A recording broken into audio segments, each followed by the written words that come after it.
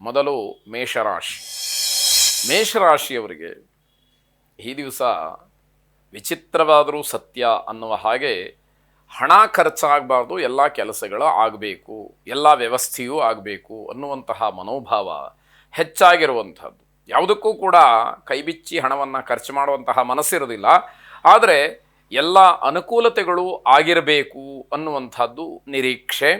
ಬೇರೆಯವರ ಬಗ್ಗೆ ನಂಬಿಕೆ ಇರುವುದೇ ಇಲ್ಲ, ಯಾರನ್ನೂ ನಂಬುವಂತಹ ಪ್ರಮೇಯ ಇಲ್ಲ, ಅಂತಹ ಒಂದು ಮನಸ್ಥಿತಿಯಲ್ಲಿ ಇರೋದಿಲ್ಲ. ತಾಳ್ಮೆಯನ್ನು ಕಳ್ಕೊಳ್ತಕ್ಕಂತಹ ಕೆಲಸಗಳೇ ಹೆಚ್ಚಾಗುತ್ತೆ. ಅದು ನಿಮಗೆ ವೈಯಕ್ತಿಕವಾಗಿ ತೊಂದರೆಗೆ ಕಾರಣವಾಗುತ್ತೆ.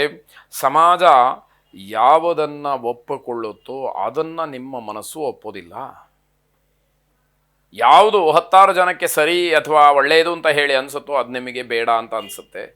ಈ ರೀತಿ ವೈರುಧ್ಯವಾದಂತಹ ಮನಸ್ಸು ಕೆಲಸ ಮಾಡುತ್ತೆ. ಅನಗತ್ಯವಾದಂತಹ ಕೆಲಸಗಳಲ್ಲಿ ಮನಸ್ಸು ಆಸಕ್ತಿಯನ್ನು ತೋರಿಸುತ್ತೆ. ಯಾವ ಕೆಲಸದಿಂದ ಏನೂ ಪ್ರಯೋಜನ ಇಲ್ವೋ, ಯಾವ ಉಪಕಾರವೂ ಇಲ್ವೋ, ತೊಂದರೆಯೇ ಹೆಚ್ಚೋ, ಅವಮಾನಗಳೇ ಜಾಸ್ತಿಯೋ ಅಂತಹ ಕೆಲಸಗಳಲ್ಲೇ ನಿಮ್ಮ ಆಸಕ್ತಿ ಹೆಚ್ಚಾಗುವಂತಹ, ನಿಮಗೆ ಪ್ರಚೋದನೆಯನ್ನು ನೀಡ್ತಕ್ಕಂತಹ ಪರಿಸ್ಥಿತಿ ಇರುತ್ತೆ ಅಂತ ಅರ್ಥ. ಸಂಪತ್ಪ್ರದ ಗೌರೀದೇವಿಯನ್ನು ಪ್ರಾರ್ಥನೆ ಮಾಡಿ, ಶುಭವಾಗಿ. ವೃಷಭ ರಾಶಿ, ಹಣದ ಬೆಲೆ ನಿಮಗೆ ಗೊತ್ತಾಗುವಂತಹ ದಿವಸ. ದುಡ್ಡು ಅಂದರೆ ಏನು, ಅದು ಅಭಾವವಾದರೆ ಎಂಥ ಕಷ್ಟವಾಗುತ್ತೆ, ಹಣದ ಅವಶ್ಯಕತೆ ಎಷ್ಟಿರುತ್ತೆ, ಅದರ ಬೆಲೆ ಏನು ಅಂತ ಹೇಳಿ ಸ್ಪಷ್ಟವಾಗಿ ಗೊತ್ತಾಗುವಂತಹ ಸಂದರ್ಭ, ಅಂತಹ ದಿನ ಇದು ಅಂತ ಹೇಳಬೇಕು. ನಕಾರಾತ್ಮಕವಾದಂತಹ ಚಿಂತನೆ ಇರತಕ್ಕಂತಹ ಮಕ್ಕಳ ವಿಷಯದಲ್ಲಿ ದೂರ ಇದ್ದರೆ ಬಹಳ ಒಳ್ಳೆಯದು. ಯಾವುದೋ ಮಕ್ಕಳು ಮನೆಯಲ್ಲಿ ಹಾಗೆ ಹೊರಗಡೆ, ಆ ಮಕ್ಕಳ ಮನಸ್ಥಿತಿ ಕೆಲವರದ್ದು ನಿಮಗೆ ಗೊತ್ತಿರುತ್ತೆ. ನಕಾರಾತ್ಮಕವಾಗಿ ಚಿಂತನೆಯನ್ನು ಮಾಡ್ತಕ್ಕಂಥದ್ದು, ಆ ರೀತಿಯಲ್ಲಿ ವರ್ತಿಸ್ತಕ್ಕಂಥದ್ದು, ಅಂತಹ ಮಕ್ಕಳಿಂದ ದೂರ ಇದ್ದರೆ ಬಹಳ ಒಳ್ಳೆಯದು.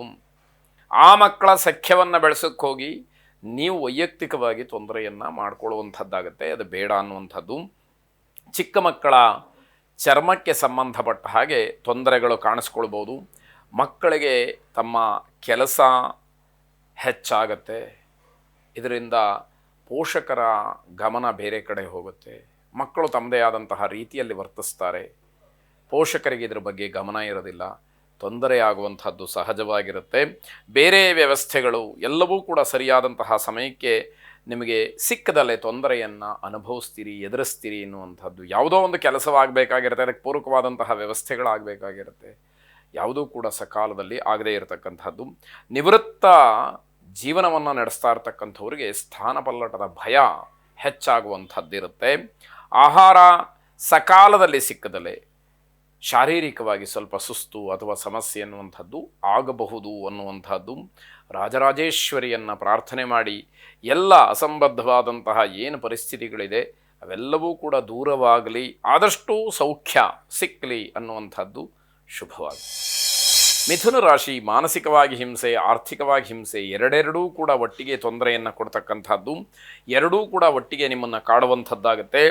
ದಿನಸಿ ವ್ಯಾಪಾರಿಗಳಿಗೆ ಶುಭದಾಯಕವಾದಂತಹ ದಿವಸ ಇದು. ಚಿಕ್ಕ ಮಕ್ಕಳಿಗೆ ಮಾತಿನ ಸಮಸ್ಯೆ ಅಥವಾ ಗಂಟಲಿಗೆ ತೊಂದರೆಯಾಗ್ತಕ್ಕಂತಹ ಸಮಸ್ಯೆ ಹೆಚ್ಚಾಗಿ ಕಾಡಬಹುದು ಅನ್ನುವಂಥದ್ದು. ದಿನದ ದೃಷ್ಟಿಯಿಂದ ಅದೃಷ್ಟ ಚೆನ್ನಾಗಿದೆ ಅಂತ ಹೇಳಿಕೊಳ್ಳುವಂಥದ್ದೇನಿಲ್ಲ. ಆದರೂ ಒಂದೊಂದು ಸಾರಿ ಹಾಗೆ ಭಾಸವಾಗುತ್ತೆ, ನನಗೆಲ್ಲವೂ ಕೂಡ ಅನುಕೂಲಕರವಾಗಿ ಆಗಿಬಿಡುತ್ತೆ ಅಂತ ಹೇಳಿ ಭಾಸವಾಗುತ್ತೆ. ಅದು ಭ್ರಮೆಯಾದೀತು. ತಾಯಿಯವರ ಆರೋಗ್ಯದ ಬಗ್ಗೆ ನೀವು ಹೆಚ್ಚು ಗಮನವನ್ನು ಕೊಡಬೇಕು. ಅವರ ಆರೋಗ್ಯ ಚೆನ್ನಾಗಿದೆ ಅಂತ ಹೇಳಿ ನೀವು ತೀರ್ಮಾನ ಮಾಡೋದಕ್ಕೆ ಆಗದೇ ಇರತಕ್ಕಂಥದ್ದು. ಸಪ್ತ ಋಷಿಗಳ ಧ್ಯಾನವನ್ನು, ಪ್ರಾರ್ಥನೆಯನ್ನು ಮಾಡಿ, ಶುಭವಾಗಿ. ಕರ್ಕಾಟಕ ರಾಶಿ, ವಿದ್ಯಾರ್ಥಿಗಳು ತಮ್ಮ ಅಧ್ಯಯನದ ಬಗ್ಗೆ ಹೆಚ್ಚು ಗಮನವನ್ನು ಹರಿಸಬೇಕು. ವಿದ್ಯಾಕ್ಷೇತ್ರದಲ್ಲಿರತಕ್ಕಂತಹ ಎಲ್ಲ ಪ್ರತಿಬಂಧಕಗಳನ್ನು ದೂರ ಮಾಡಿ ವಿದ್ಯೆಯನ್ನು ನಿಮ್ಮದಾಗಿಸ್ಕೊಳ್ತಕ್ಕಂತಹ ಪ್ರಯತ್ನಗಳು ನಡಿಬೇಕು ಅಂತ ಅರ್ಥ. ತಮ್ಮ ಜೊತೆ ಪ್ರಯಾಣ ಮಾಡ್ತಕ್ಕಂಥವರಿಗೆ ತೊಂದರೆ ಇದೆ, ಗಮನಿಸ್ಕೊಳ್ಳಿ. ಯಾರು ನಿಮ್ಮ ಜೊತೆ ಪ್ರಯಾಣವನ್ನು ಮಾಡ್ತಾರೋ ಅವರಿಗೆ ತೊಂದರೆ ಆಗುತ್ತೆ. ನಾಳೆ ಅದು ನಿಮ್ಮಿಂದನೇ ಆಯಿತು ಅನ್ನುವಂತಹ ಕೆಟ್ಟ ಹೆಸರು ಬೇಡ.